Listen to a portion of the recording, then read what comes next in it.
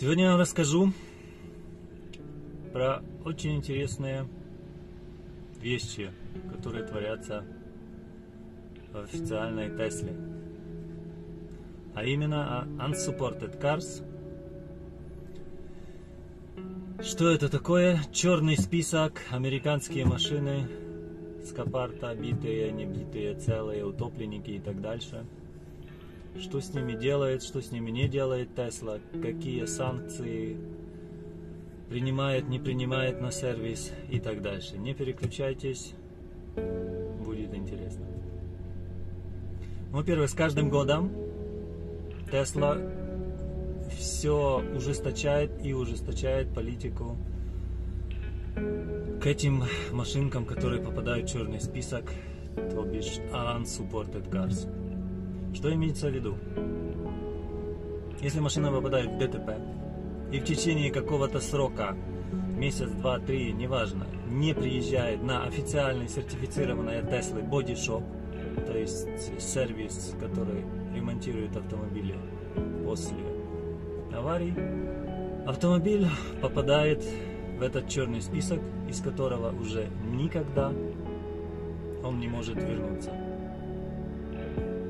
То бишь, черный список, Unsupported Car, автомобили, те, которые Tesla уже не считает своими автомобилями. То есть, просто вычеркивает с парка своих автомобилей. Соответственно, никакой гарантии, соответственно, никакого обслуживания, соответственно, ничего. Просто эти машины уже не существуют для Tesla. С сентября 2018 года, если владелец такой чудо-машинки с черного списка Unsupported проходил два теста, High Voltage тест и Body Shop тест, который каждый стоил по 1500 евро, автомобиль выходил из черного списка, но гарантия к нему не возвращалась. Неважно, это американский автомобиль в Америке или европейский автомобиль в Европе. Но не блокировались суперчарджеры, и автомобили нормально принимались на все сервисные центры в Европе официальные. Только, конечно же, все Customer Pay, за все нужно было платить, за все работы. Но, так как я вам сказал, это только до сентября 2018 года. После этого это отменили. Сделали один только High Voltage тест, который сейчас на данный момент стоит 500 евро.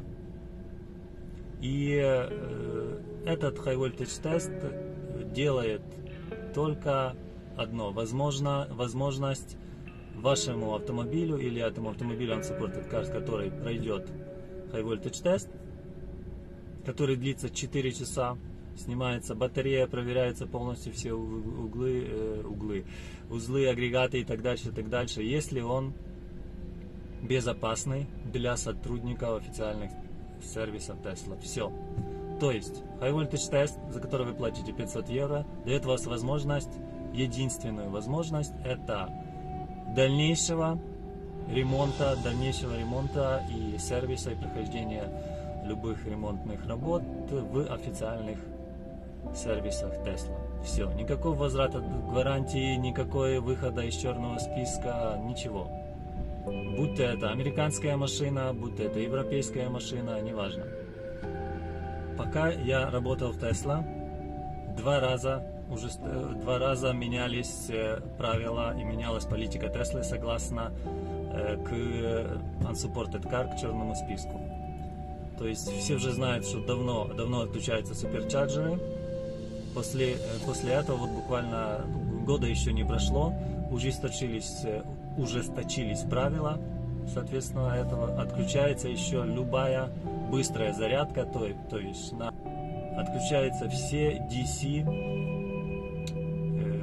зарядки, то бишь CHAdeMO и CCS. Нет возможности заряжаться.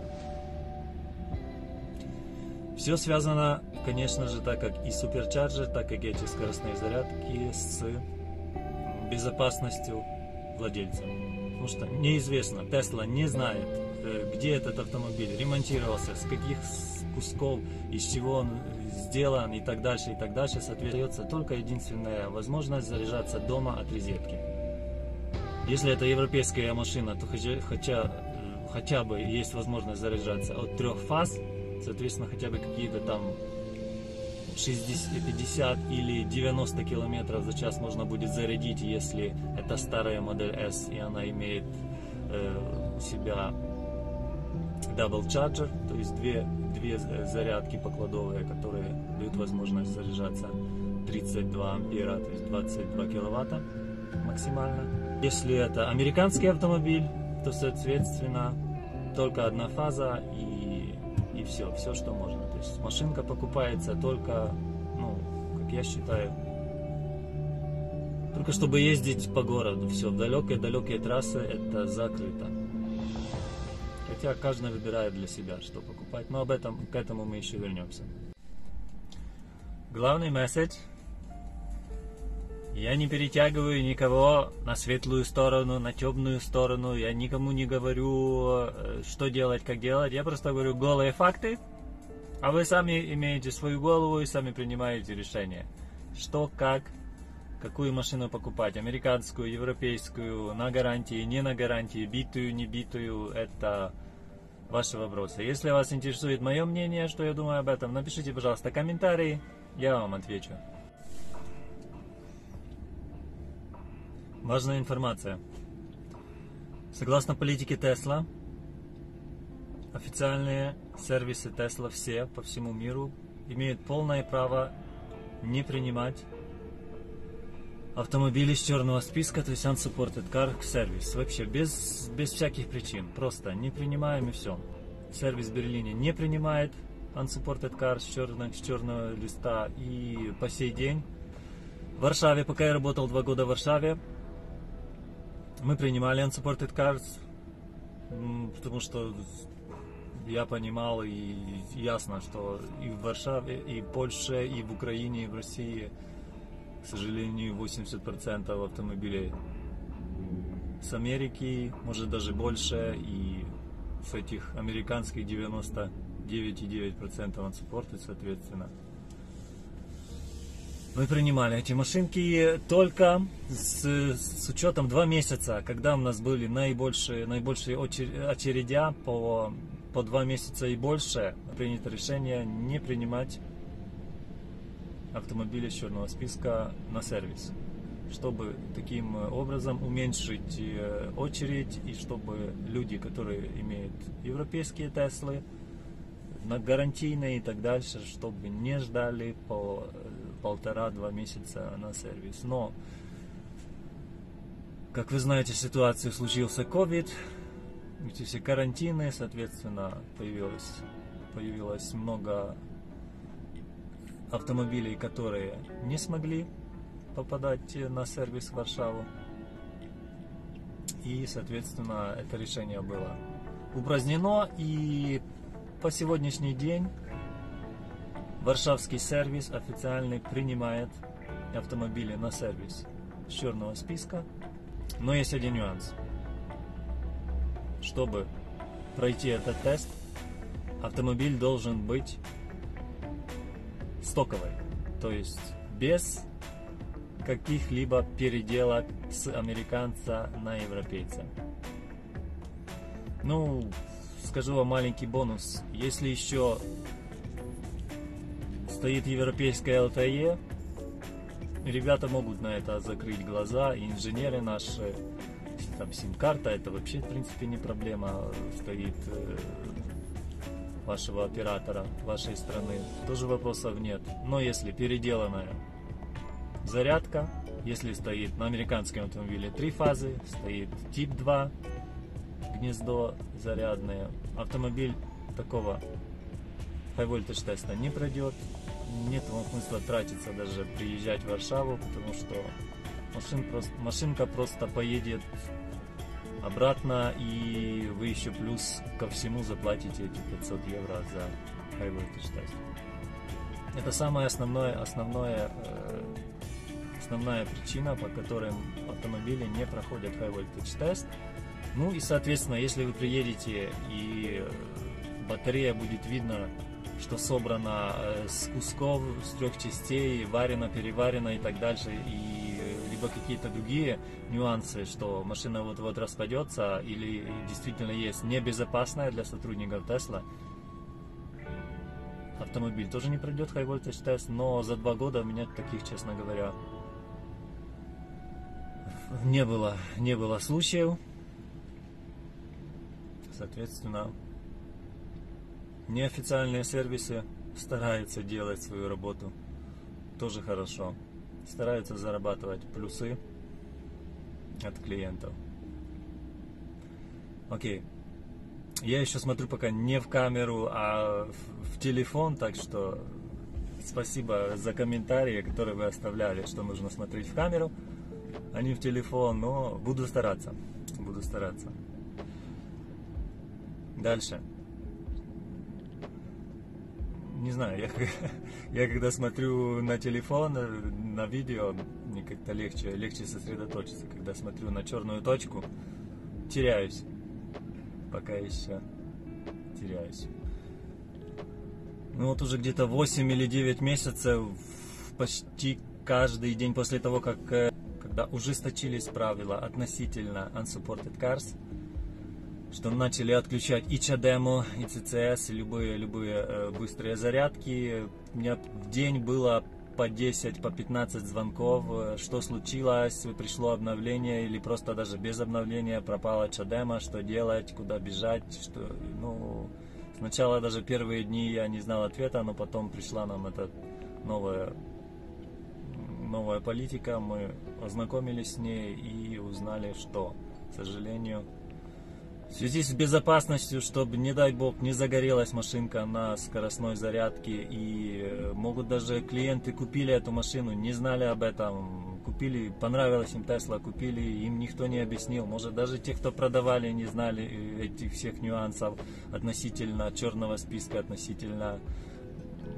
Unsupported Cars и так дальше. Для того я снимаю это видео, хочу всем донести, чтобы перед покупкой вы обязательно звонили на официальные сервисы, либо писали к ним и спрашивали.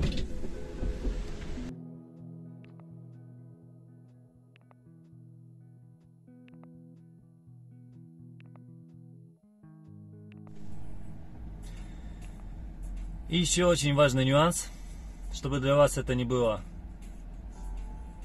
таким приятной неожиданностью, когда вы приедете на сервис официальный.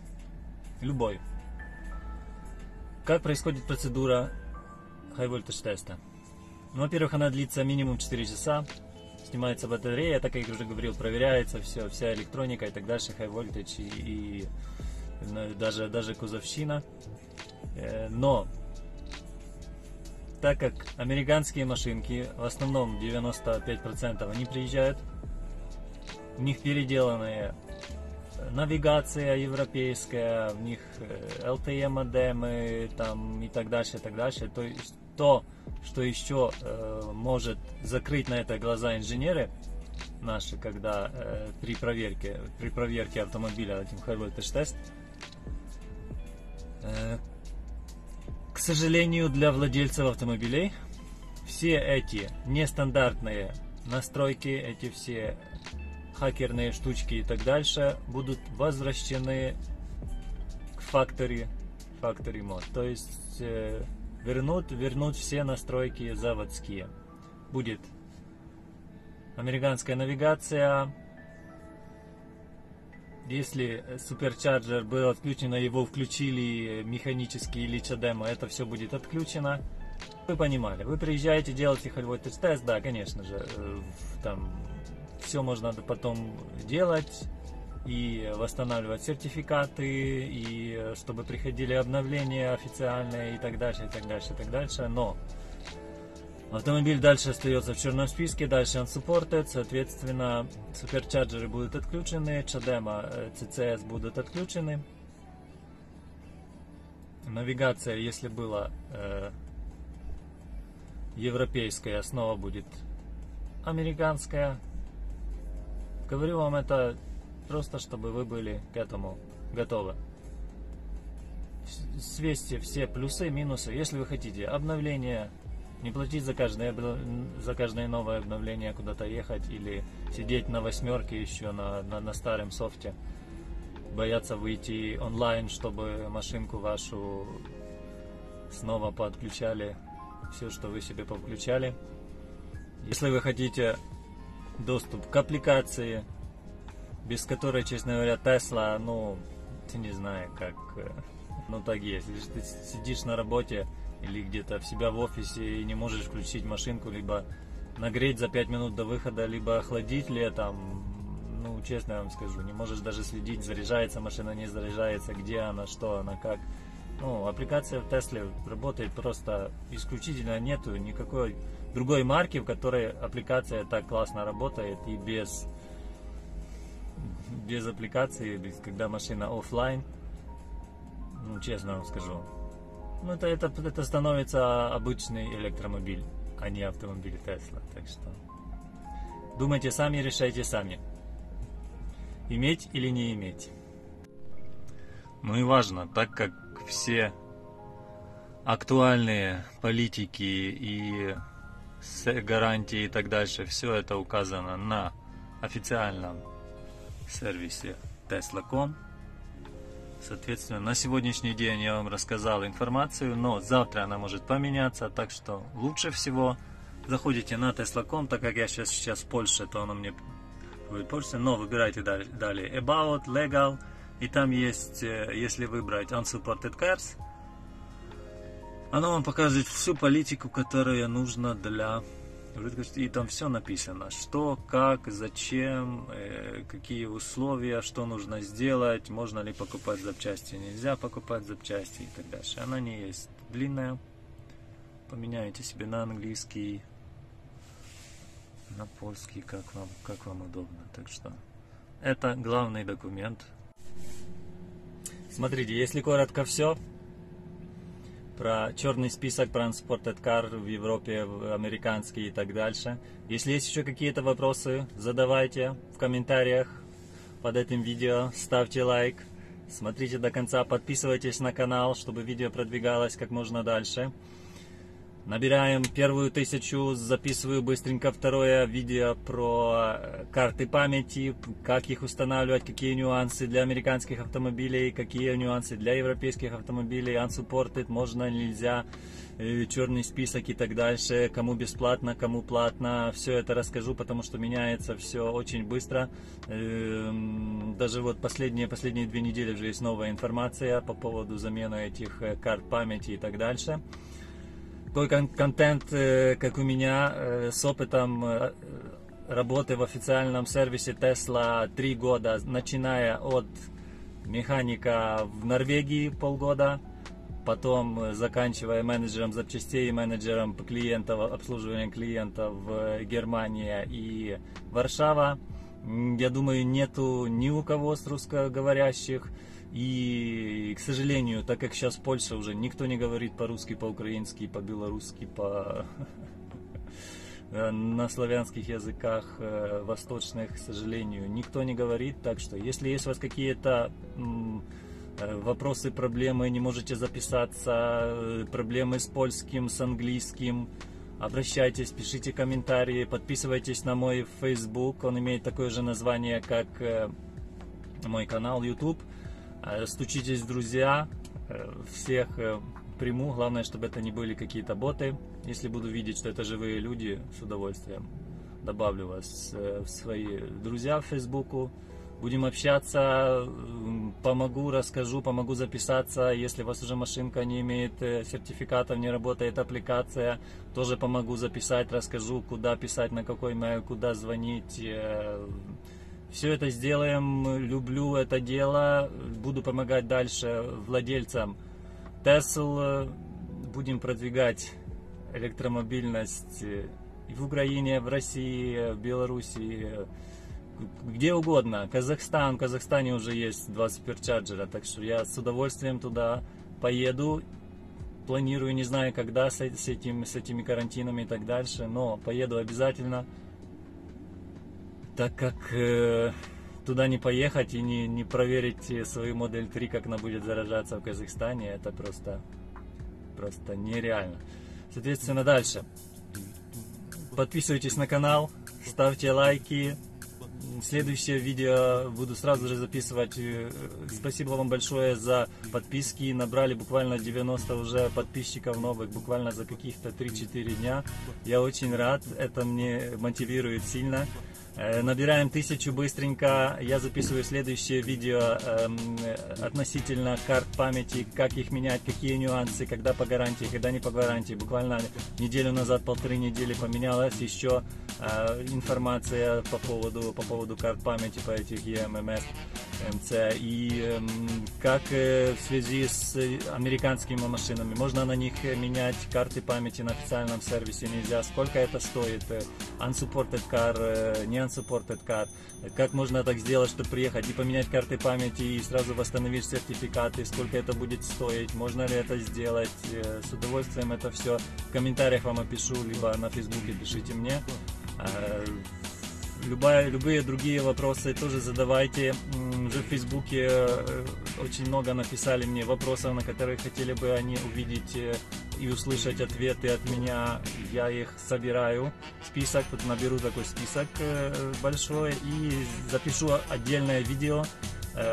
Поотвечаю на эти все вопросы, потому что вопросы интересные. А сейчас даже когда начнете звонить и писать на официальный сервис, не знаю, получите вы ответ, не получите, соответственно, я думаю, по-русски получить ответ, это будет намного удобнее для вас, чем по-английски или по-польски, потом это все переводить Google переводчиком. Все. Всем хорошего дня, удачи, подписывайтесь на канал, если еще этого не сделали, поставьте лайк и до встречи в новом видео. Удачи!